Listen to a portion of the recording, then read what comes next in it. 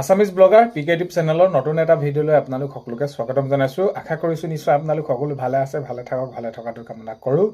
আজি হৈছে 24 ডিচেম্বৰ। আজিৰ সন্ধিয়াৰ কেইটামান খবৰ আপোনালোকলৈ লৈ আহিছোঁ, আপোনালোকে ভিডিঅ'টো শেষলৈকে চাব বুলি আশা কৰিলোঁ। শেষত আপোনালোকে ভিডিঅ'টো চাই আপোনালোকৰ মতামত কমেণ্টৰ জৰিয়তে জনাব।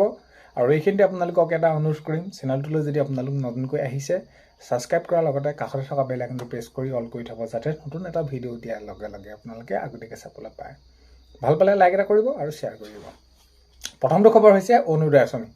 অৰুণোদয় আঁচনিক লৈ বহুতে এতিয়া বহুতভাগে কৈ আছিলে, যিসকলৰ এতিয়া নাম বাদ পৰিছিলে, আকৌ নাম কটা গৈছিলে, তাৰপিছত আকৌ লিষ্ট প্ৰকাশ পালে, সেইখিনি ক্ষেত্ৰত এতিয়া পৰ্যায়ক্ৰমে সেইখিনি তেওঁলোকে অৰুণোদয় আঁচনি লাভ কৰিবলৈ সক্ষম হৈছে। আৰু এতিয়া বহুতে এইটোও জানিব বিচাৰিছিলে যে যিহেতু মাননীয় মুখ্যমন্ত্ৰী মহোদয়ে জনাইছে যে অৰুণোদয় আঁচনিত নতুনকৈ ফৰ্ম দিয়া হ'বনে নহয় বা দিবনে নিদিয়ে, এতিয়াও যিহেতু বহুতো মহিলা বাদ পৰি আছে বুলি মাননীয় মুখ্যমন্ত্ৰী মহোদয়ে যিহেতু জনাইছিলে, তো এইখিনি ক্ষেত্ৰত আগন্তুক সময়ত গম পোৱা যাব, নিশ্চয় নতুন ফৰ্ম দিব আৰু এইখিনি দিয়াৰ কথা মাননীয় মুখ্যমন্ত্ৰী মহোদয়ে নিজেই সেইখিনি কৈছে। নেক্সটটো খবৰ হৈছে হাইলাকান্দিত উচ্ছেদৰ আতংক ৰাইজৰ মাজত। তো এতিয়া হাইলাকান্দিত কি কৰা হৈছে, সেইখিনি নটিচ দিয়া হৈছে তেওঁলোকক, যে চৰকাৰী মাটিত যিসকল অবৈধভাৱে আছে তাত সেইখিনি নটিচ দিয়াৰ পাছত এতিয়া হাইলাকান্দিত উচ্ছেদৰ আতংক ৰাইজৰ মাজত। তো এইখিনি যিহেতু মাননীয় মুখ্যমন্ত্ৰী মহোদয়ে জনাইছে, যদি চৰকাৰী মাটিত কোনোবাই দখল কৰি আছে তেনেহ'লে সেইখিনি যেতিয়ালৈকে বেদখলমুক্ত কৰিব পৰা নাযায় তেতিয়ালৈকে সেইখিনি উচ্ছেদ চলি থাকিব, চলি থাকিব আৰু আগন্তুক সময়তো সেইখিনি কাম পৰ্যায়ক্ৰমে হৈয়ে যাব বুলি মাননীয় মুখ্যমন্ত্ৰী মহোদয়ে জনাইছে। নেক্সটটো খবৰ হৈছে সান্ধ্য আইন জাৰি কৰাৰ পিছতো, তো সান্ধ্য আইন জাৰি কৰাৰ পিছতো জ্বলি আছে খেৰণী হিংসাৰ জুই। তো সান্ধ্য আইন জাৰি কৰাৰ পাছতো ক'তো খেৰণীত হিংসাৰ জুই জ্বলি আছে। তো কেনেকুৱা ধৰণৰ কি পৰিস্থিতি হ'ল যোৱা মঙলবাৰে, সেইখিনি আপোনালোকক আৰু মই বিশেষ বহলাই কোৱাৰ প্ৰয়োজন নাই। তো যিটো নেকি তেনেকুৱা ধৰণৰ হ'ল পৰিস্থিতিত, তো তেনেকুৱা ধৰণৰ হ'ব নালাগে, বিশেষকৈ শান্তিৰে সকলোখিনি হ'ব লাগে, তেতিয়া সকলোৰে বাবে ভাল হয়। তো এই সান্ধ্য আইন জাৰি কৰাৰ পাছতো এতিয়া দেখিবলৈ পোৱা গৈছে যে খেৰণীত হিংসাৰ জুই জ্বলিয়ে আছে।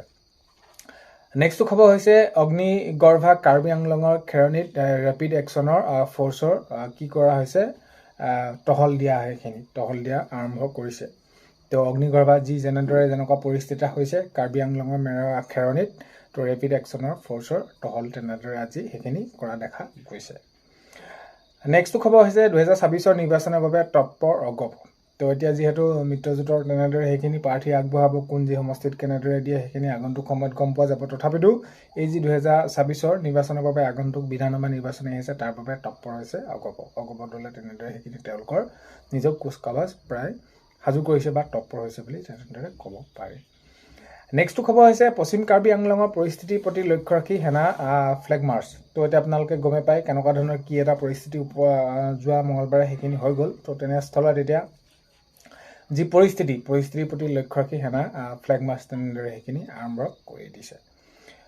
নেক্সটটো খবৰ হৈছে বিদ্যুৎ উৎপাদনৰ বাবে সাজু নামনি সোৱণশিৰি জলবিদ্যুৎ প্ৰকল্প। তো হয়, এতিয়া সেইখিনি সম্পূৰ্ণ সাজু হৈ উঠিছে। তো বিদ্যুৎ উৎপাদনৰ বাবে সাজু প্ৰায় নামনি সোৱণশিৰি জলবিদ্যুৎ প্ৰকল্প।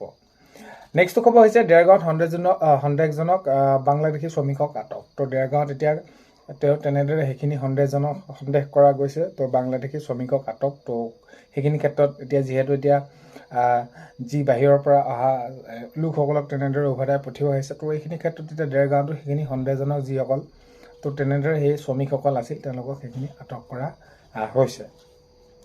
নেক্সটটো খবৰ হৈছে খেৰণীত পৰিৱেশ পৰিস্থিতি কিছু নিয়ন্ত্ৰণলৈ আহিছে যদিও এক চেপা উত্তেজনাই বিৰাজ কৰিছে। এতিয়া যদি সকলোখিনি নিয়ন্ত্ৰণলৈ আহিছে তথাপিতো এতিয়াও অলপ চেপা উত্তেজনাই বিৰাজ কৰি ৰাখিছে খেৰণীত। নেক্সটটো খবৰ হৈছে খেৰণীৰ পৰিস্থিতিৰ সন্দৰ্ভত মুখ্যমন্ত্ৰী মহোদয়ৰ মন্তব্য। তো হয়, খেৰণীৰ পৰিস্থিতিৰ সন্দৰ্ভত মন্তব্য মুখ্যমন্ত্ৰী ডাঙৰীয়া সেইখিনি, তো যি পৰিস্থিতি হ'ল তাত কেনেদৰে কি এটা মঙলবাৰে সেইখিনি হৈ গ'ল, তো সেইখিনি ক্ষেত্ৰত মাননীয় মুখ্যমন্ত্ৰী মহোদয়ে সেইখিনি তেনেদৰে মন্তব্য ৰাখিছে। নেক্সটটো খবৰ হৈছে গৌৰৱ গগৈয়ে মোক ডেডলাইন দিব নালাগে। তো হয়, গৌৰৱ গগৈ ডাঙৰীয়াই ডেডলাইন দিব নালাগে বুলি তেনেদৰে জনাইছে।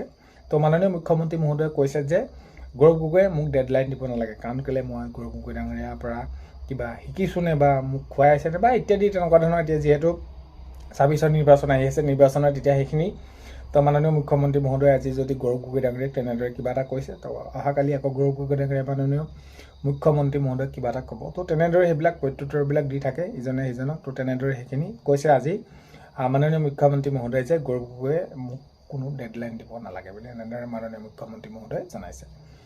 নেক্সট খবৰ হৈছে খেৰণী প্ৰতিবাদস্থলীত উপস্থিত IGP বিবেক ৰাজ সিং। হয়, খেৰণীত এতিয়া প্ৰতিবাদ তাত হৈ আছে, প্ৰতিবাদস্থলীত উপস্থিত IGP বিবেক ৰাজ সিং তেনেদৰে উপস্থিত হৈছে।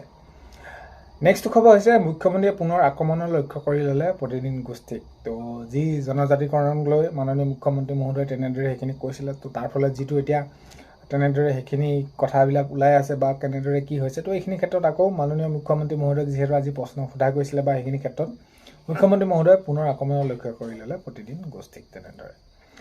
নেক্সট খবৰ হৈছে জনজাতিকৰণৰ দাবীত পুনৰ আন্দোলনৰ শংকা টাইপাৰ। তো জনজাতিকৰণৰ সন্দৰ্ভত সেইখিনি এয়া মাননীয় মুখ্যমন্ত্ৰী মহোদয়ক যি প্ৰশ্ন সোধা গৈছিলে বা যেনেদৰে ক'লে সেইখিনি ক্ষেত্ৰত এতিয়া জনজাতিকৰণৰ দাবীত পুনৰ আন্দোলনৰ শংকা টাইপাৰ তেনেদৰে সেইখিনি।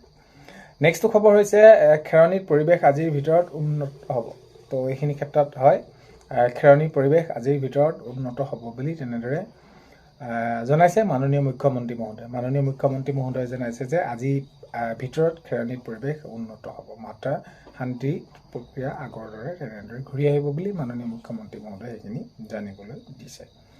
নেক্সট খবৰ হৈছে যোৱা দুদিনে উত্তপ্ত হৈ থকা খেৰণীত পুনৰ প্ৰতিবাদ। তেনেদৰে সেইখিনি আজি দেখিবলৈ পোৱা গৈছে। তো যোৱা দুদিন যি উত্তপ্ত হৈ থকা সেইখিনি খেৰণীত পুনৰ প্ৰতিবাদ তেনেদৰে সেইখিনি দেখিবলৈ পোৱা গৈছে। কিন্তু মাননীয় মুখ্যমন্ত্ৰী মহোদয়ে জনাইছে যে আজিৰ ভিতৰত সেইখিনি উন্নত হ'ব আৰু শান্ত হ'ব বুলি তেনেদৰে জনাইছে।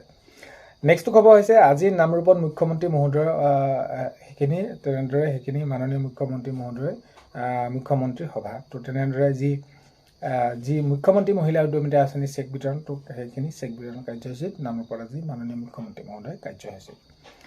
নেক্সট খবৰ হৈছে আগন্তুক অধিৱেশনলৈ। হয়, আগন্তুক অধিৱেশনলৈ উপ ৰাষ্ট্ৰপতিক নিমন্ত্ৰণ জনাবলৈ দিল্লীত অসম সাহিত্য সভাৰ প্ৰতিনিধি দল। তো হয়, আগন্তুক যি অধিৱেশন আহি আছে তো জানুৱাৰীত সেইখিনি, তো আগন্তুক অধিৱেশনলৈ উপ ৰাষ্ট্ৰপতিক নিমন্ত্ৰণ জনাবলৈ দিল্লীত অসম সাহিত্য সভাৰ প্ৰতিনিধি দল। নেক্সট খবৰ হৈছে মঙলবাৰে বহুত বেছি দুখৰ ঘটনা সংঘটিত হ'ল। তো যোৱা মঙলবাৰে যিটো ঘটনা হ'ল, তো সেইখিনি বহুত বেছি দুখৰ ঘটনা সংঘটিত হ'ল তেনেদৰে সেইখিনি বক্তব্য ৰাখিছে DGP ডাঙৰীয়াই তেনেদৰে সেইখিনি কৈছে। নেক্সট খবৰ হৈছে উদ্যমিতা আঁচনি চেক বিতৰণ। তো পৰ্যায়ক্ৰমে সেইখিনি চেক বিতৰণ হৈ থাকিব। মাননীয় মুখ্যমন্ত্ৰী মহোদয়ে এতিয়া সেইখিনি অংশগ্ৰহণ কৰি আছে সেই কাৰ্যসূচীত। তো উদ্যমিতা আঁচনি চেক বিতৰণ কৰি আছে সমষ্টিয়ে। তো পূৰ্বে নিৰ্ধাৰিত যেনেদৰে সেইখিনি সমষ্টি ভিত্তিক তেনেদৰে চেক দিয়াৰ কথা আছিল, তেনেদৰে সেইখিনি চেক বিতৰণ হৈ থাকিব। নেক্সট খবৰ হৈছে আত্মনিৰ্ভৰশীল আঁচনি টকা। তো বহুতে সুধি আছে আত্মনিৰ্ভৰশীল আঁচনি টকাৰ ক্ষেত্ৰত, তো এইখিনি জিলা ভিত্তিত দিয়া হ'ব বুলি মাননীয় মুখ্যমন্ত্ৰী মহোদয়ে সেইখিনি সকলোখিনি জানিবলৈ দিছে আত্মনিৰ্ভৰশীল আঁচনিৰ ক্ষেত্ৰত। তো আজি ভিডিঅ'টোত এইখিনি আপোনালোকক খবৰ জনালোঁ। ভিডিঅ'টো আপোনালোকে শেষলৈকে চাই থকাৰ বাবে বহুতেই বেছি ধন্যবাদ। ভিডিঅ'ৰ প্ৰথমতে কোৱাৰ দৰে চেনেলটোলৈ যদি আপোনালোক নতুনকৈ আহিছে, চেনেলটো ছাবস্ক্ৰাইব কৰাৰ লগতে কাষতে থকা বেল আইকনটো প্ৰেছ কৰি অল কৰি থ'ব, যাতে নতুন এটা ভিডিঅ' দিয়াৰ লগে লগে আপোনালোকে আগতীয়াকৈ চাবলৈ পায়। অন্য এটা ভিডিঅ'তে লগ পোৱাৰ আশাৰে আজিলৈ বাই।